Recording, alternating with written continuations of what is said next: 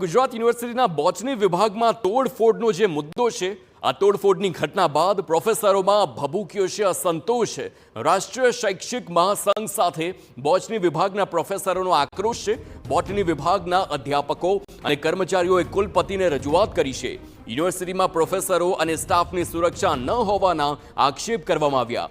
જવાબદાર લોકો સામે પગલાં લેવા પ્રોફેસરોની માંગ છે. તોડફોડ કરનારા સામે કડક પગલાં લેવામાં આવે તેવી પણ માંગ કરવામાં આવી.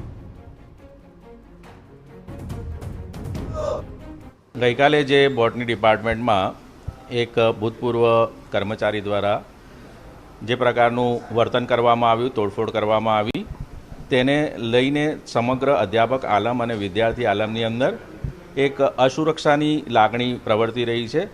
અને એ જ વસ્તુના નિવારણ માટે અમે અત્રે વાઇસ ચાન્સેલર મેડમ અને રજિસ્ટ્રાર શ્રીને વિનંતી કરવા આવ્યા છીએ કે સમગ્ર અધ્યાપક અને વિદ્યાર્થીઓના જે સુરક્ષા છે એના માટે કડક પગલાં લેવા જોઈએ.